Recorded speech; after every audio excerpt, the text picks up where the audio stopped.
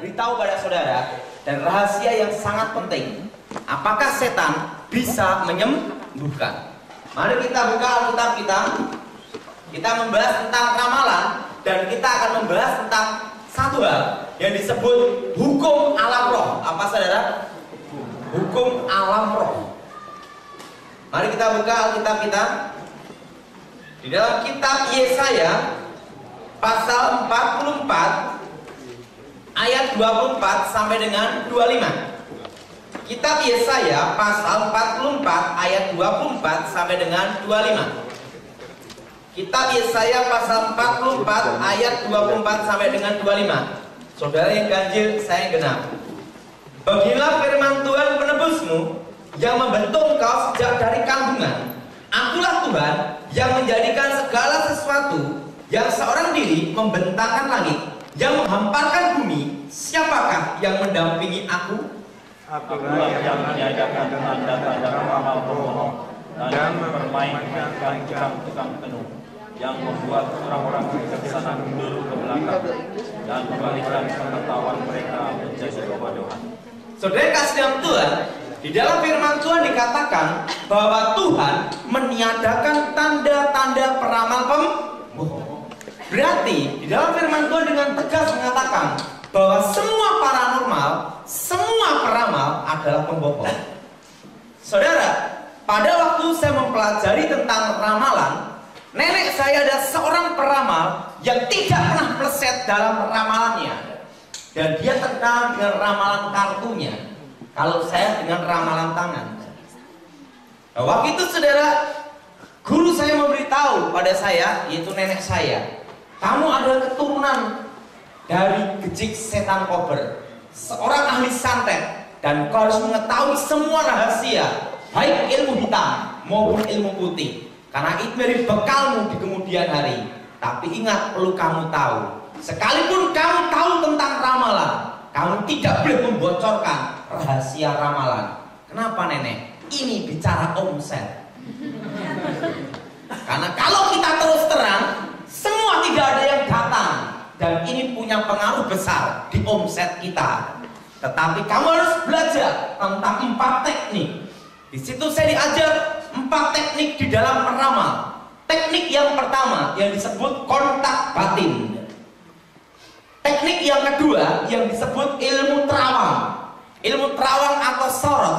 Ilmu ini digunakan untuk menangkap penjahat atau membongkar kasus korupsi atau perampokan. Orang yang tidak percaya Tuhan, kalau kehilangan mobil, minta tolong ke dukun untuk diterawang. Tapi dukun sendiri kehilangan mobil, lapor polisi. Nah, yang kedua yang disebut ilmu adalah terawang atau sorot. Ketiga yang disebut ilmu condro, tanda-tanda dalam tubuh manusia. Dan yang keempat, tanda-tanda alam.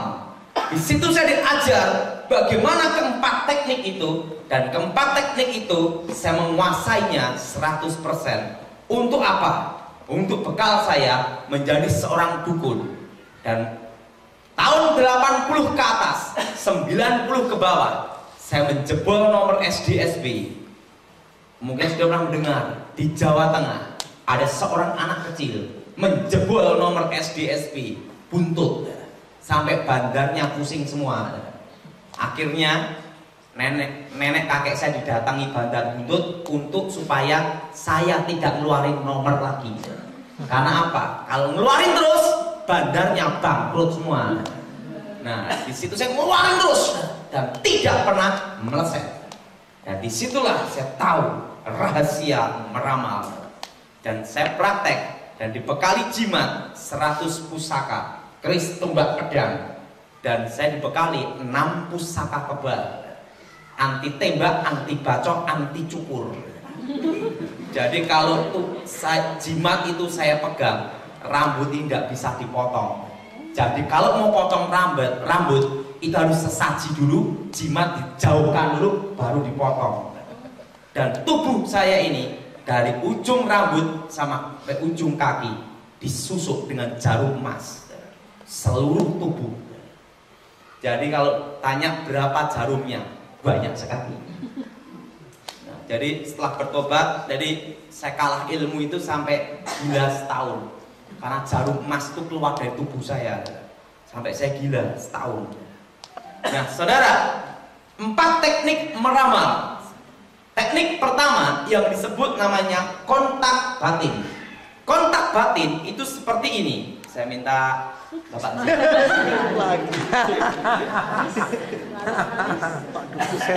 santai saja. Saudara, perlu saudara tahu bahwa ada satu hukum namanya hukum alam roh. Pada waktu seseorang pergi ke dukun, baik yang nganter maupun yang meminta, saat itu juga dia menyerahkan hidupnya takut tunduk dengan kuasa setan, sekalipun itu pendeta. Kenapa saudara? Kebetulan sebelum saya bertobat, pasien saya termasuk pendeta. Pendeta, ada majelis juga.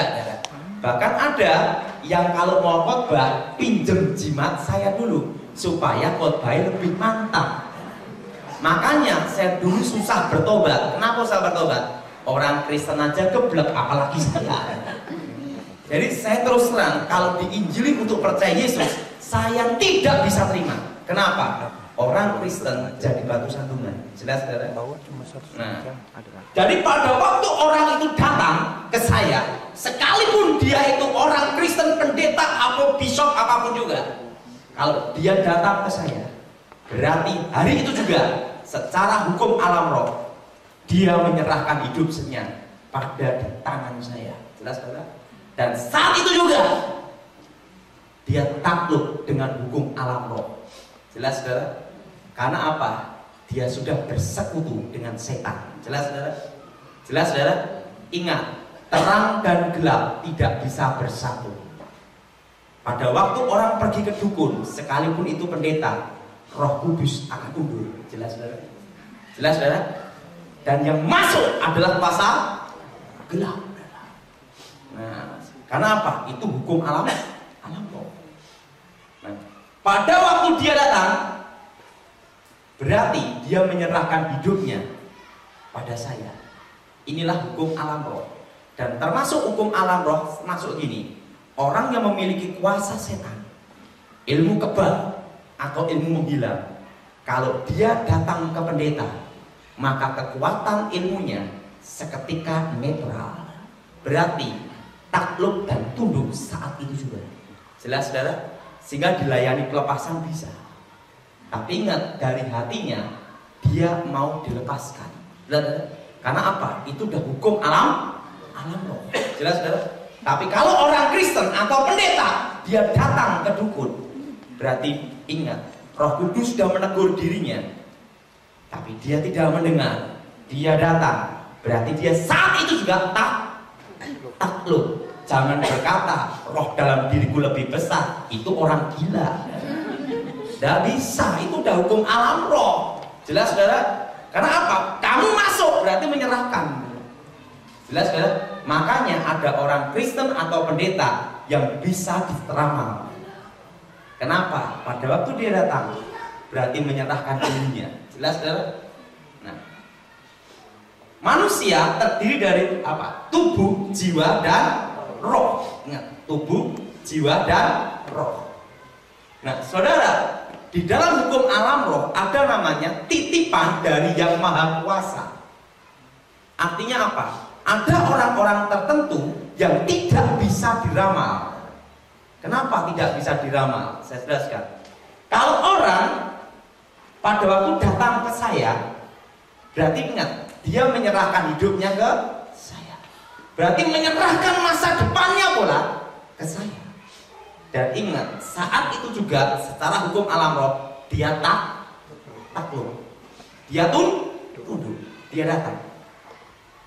Pada waktu dia datang, secara alam roh dia telanjang. Jelas, saudara? Jelas, saudara? Jelas, saudara? Secara alam roh langsung telanjang. Roh saya akan menanyai roh dia. Ini yang disebut kontak batin. Baik yang nganter maupun yang minta, kutukannya sama. Ingat, baik yang nganter maupun minta berarti dia menyerahkan hidupnya di tangan setan. Jelas saudara? Jelas saudara? Baik yang nganter maupun yang minta. Pak, apa ada tidak majelis yang Bapak ramal sebelum bertobat? Ada. Sebelum saya bertobat. Nah, tapi aliran dari gereja sunyi-sunyi senyap itu minta tolong saya.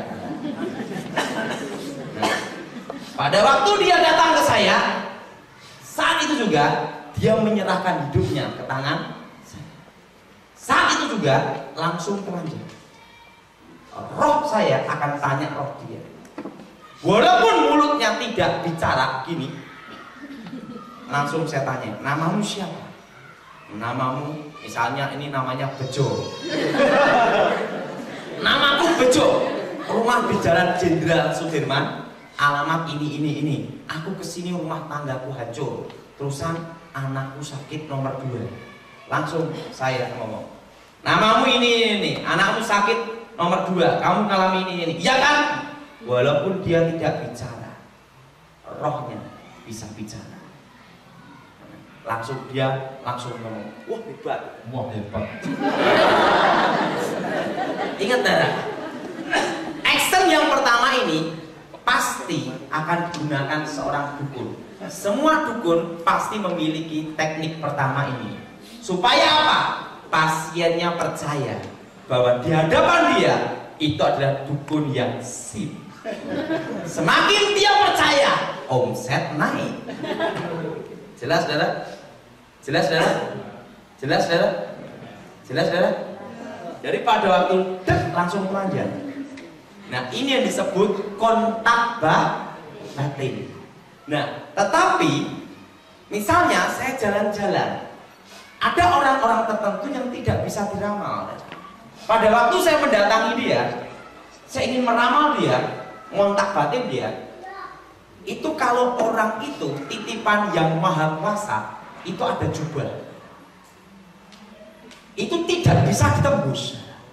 Makanya ada peramal-peramal datang ke rumah orang tertentu, langsung datang, tidak bisa diramal. Ini tidak bisa diramal. Karena apa? Ini titipan sing geurip, sing kuasa. Itu ada jubahnya, warnanya putih mengkilap. Jelas saudara? Nah, setelah saya bertobat, arti titipan yang maha kuasa itu baru saya tahu, yaitu orang yang dipenuhi Roh Kudus. Nah, kalau dulu sebelum saya bertobat, saya tahu rahasia ini tentang titipan dari yang maha kuasa. Tetapi saya tidak tahu arti tentang penuh Roh Kudus. Yang saya tahu penuh kudaria aja, setan aja. Jadi langsung telanjang. Kalau orang tidak datang langsung apa? Rohnya yang ditanyai. Tapi ada orang tertentu yang tidak bisa diramal. Saat itu juga langsung apa? Ada jubah. Dilihat tidak bisa, udah tidak bisa. Dikontak gitu tidak bisa, udah. Kenapa? Sudah ada namanya itu tamengnya, bentengnya. Nah, makanya ada orang-orang tertentu yang tidak bisa diramal, yaitu apa? Orang yang percaya Tuhan Yesus. Amin. Orang yang nganter langsung bisa langsung telanjang semua. Begitu dia datang ke saya, langsung ini telanjang. Jelas ya? Langsung. Sekalipun pendeta langsung telanjang. Loh, namamu ini, kamu gini, ya kan? Kamu pendeta yang suka selingkuh, wah kaget ya. Langsung dah, kamu gini, wah langsung dah, omset naik. Nah, makasih. Karena apa dah?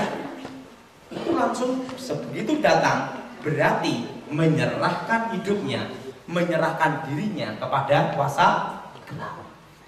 Jelas saudara? Itu hukum alam roh. Demikian juga orang yang punya jimat, ilmu kebal, ilmu membilang, dia datang minta dengan sangat, dengan hati, datang ke pendeta, seketika kebalnya netral.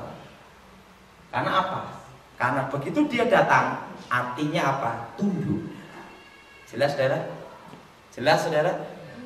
Jelas saudara? Artinya apa saudara? Artinya apa? Tunduk. Nah, ada sesuatu hal yang perlu saudara tahu tentang masalah tentang ini. Coba ini sini lagi. Ini untuk contoh lagi. Saudara, Laris Pak. kalau di kekristenan, kalau ditumpang tangan gini, artinya apa? Diberkati. Apa saudara? Diberkati. Tetapi kalau di alam roh, itu arti gini, ini adalah tunduk dan takluk. Jelas saudara? Makanya kita orang Kristen tidak boleh asal mau ditumpang tangan. Nah, misalnya kalau yang doain itu homo, segini, begitu didoain, gimana kamu? Gawat, betul lah? Betul? Betul? Betul? Karena ini kalau di non Kristen, di ilmu hitam saya dulu sebelum bertobat, ini artinya takluk. Jelas saudara? Nah, kalau gini kan ada begini, itu artinya setara atau seimbang. Itu ada tandanya semua. Kalau gini, nah nanti tak beritahu tentang penyembuhan. Gini, plus gini, ini namanya transfer spirit dan transfer karakter. Jelas kan? Itu ada artinya semua. Makasih. Jadi bukannya gini kurang kerjaan, bukan. Itu ada artinya. Jelas saudara? Jelas saudara? Nah, jadi kalau dipegang kepala gini, saudara jangan asal mau dipegang kepala saudara. Itu bahaya, toh. Karena apa? Itu. Nah, nanti kalau yang mendoain pendeta yang penuh Roh Kudus, kalau itu kuasa gelap, artinya apa? Kamu takluk. Artinya saudara, takluk. Kalau orang itu dukun, berarti kamu itu hukum alam. Jelas tidak? Demikian orang yang punya ilmu kebal, ilmu menghilang. Begitu dia datang ke pendeta, hati terbuka, saat itu juga kebal hilang. Artinya apa? Takluk. Jelas saudara? Sudah ada gambaran di sini. Nah, teknik pertama ini akan terkena kutukan, namanya kutukan perpecahan. Rumah tangga akan sering ribut. Dan yang kedua, kutukan perjinahan dan kutukan namanya perjinahan, kutuk sakit penyakit.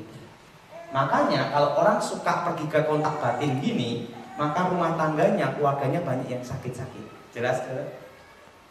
Yang pertama. Yang kedua, yang disebut namanya ilmu terawang atau ilmu sorot. Nah, ilmu ini adalah bagian dari ilmu kontak batin, tetapi memiliki level lebih tinggi.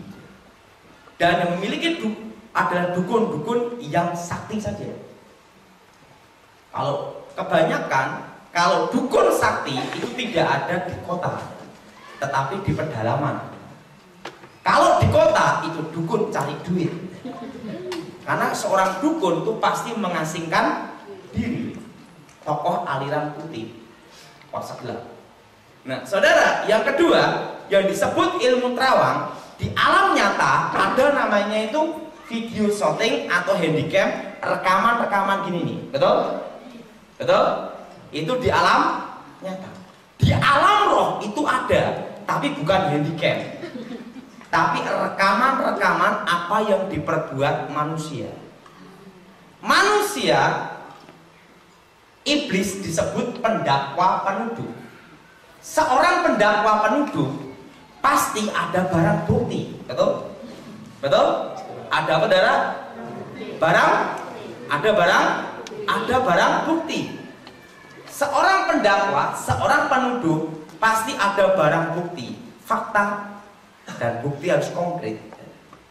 Nah, di alam roh itu ada rekaman apa yang diperbuat manusia. Misalnya kecurian kalau di Jakarta Jalan Jenderal Sudirman,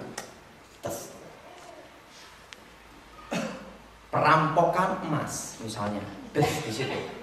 Kejadiannya jam berapa? Jam 12 siang. Jam 12 siang. Itu tanah di Jalan Jenderal Sudirman diambil. Kalau enggak, barang yang ada di sana sebagai tanda. Setelah itu baca mantra, cuk, vitamin komplit. Nah setelah itu ada air bunga. Anak di bawah usia 10 tahun bisa melihat. Setan yang ada di Jalan Jenderal Sudirman yang jaga jam 12 dipanggil. Karena apa? Di dunia roh juga ada rolling. Nanti saya beritahu kenapa pesawat Adam Air semua dukun keliru, tak beritahu deh kenapa keliru. Nah, yang jaga di sana jam berapa? Jam 12. Yang jam 12 dipanggil, set langsung untuk memberikan rekamannya. Set langsung kelihatan jalannya pencurian perampokan. Oh, ini pencurinya namanya ini, alamat di sini, tangkap jam sekian, pasti ketangkap. Lihat saudara, karena apa? Nanti kelihatan wajah dari pelaku perampokan, alamat di mana, jalan apa, ada di situ semua. Ngerti saudara? Ngerti saudara? Biasanya ada pakai air kembang. Kalau saya dulu gini, kalau nenek gini, ada yang pakai kembang kantil, telur atau telur ayam kampung, tidak boleh ayam goreng. Jadi setan takut kolesterol juga. Telur itu dari telur apa?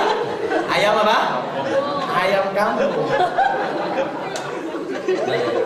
Telur bebek atau telur ayam apa? Bebek, ayam kampung atau banyak yang angsa itu. Tapi kalau ayam goreng nggak boleh deh. Nah, waktu saya tanya sama nenek saya, kenapa nggak boleh? Ya kamu ikuti aturan aja dah gitu. Jadi saya nggak tahu sampai sekarang kenapa nggak boleh pakai telur ayam goreng.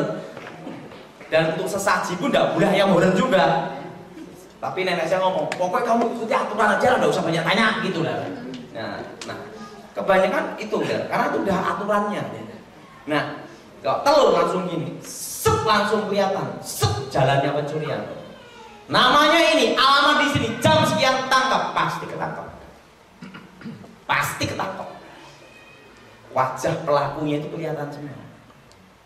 Ingat, di alam roh ada rekaman-rekaman apa yang diperbuat manusia. Kenapa pesawat Adam Air semua dukun di Indonesia keliru semua? Karena apa? Jatuhnya jam berapa? Tidak ada yang tahu. Jadi dukunnya kan harus tahu jam berapa jatuhnya. Nah itu kan jatuhnya jam berapa tidak tahu lah. Jatuhnya di mana? Yang jaga setan mana pun tidak tahu lah. Nah, pas rollingnya, pas diundang, rollingnya keliru semua.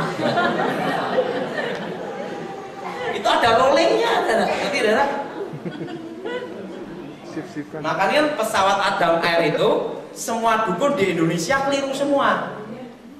Itu sampai pakai radar dari Amerika, dari Singapura, dari berbagai negara. Setelah itu dan tidak bisa lah pakai dukun. Semua dukun dikerahkan supaya nerawang-nerawang ini. Nah, tetapi kan dukunnya tidak tahu jam berapa jatuhnya, adalah. Dan rolling ini adalah setan yang mau dipanggil itu harus jam rolling itu, tidak? Untuk memberi apa? Rekamannya, set gitu. Nah, kan setan banyak, roh jahat kan banyak, adalah. Nah, pas rollingnya itu harus tahu, pas rolling jam sekian terjadi jam sekian, itu dipanggil, baru ngasih rekamannya. Kalau nggak tahu rollingnya, panggil semua, ngasih keliru semua. Nanti termasuk pesawat yang dulu jatuh juga, ini keliru semua. Nah, karena apa? Itu ada rollingnya. Jadi setan itu kerja 24 jam dan ada namanya itu rollingnya. Jelas saudara? Ngerti saudara? Nah, itu rollingnya ada, jam-jamnya ada tertentu. Nah, pada waktu dipanggil gini, rollingnya tidak ada yang tahu, tidak bisa. Makanya ramalan tentang Adam Air, pesawat itu di mana? Keliru sama. Bahkan setelah saya bertobat, saya tuh dimintai tolong. Pak Daud minta pesawat Adam Air lari kemana? Saya ngomong, saya udah bertobat tidak umat lagi. Nah, saudara, ingat, karena apa? Itu harus tahu jamnya dan tanahnya.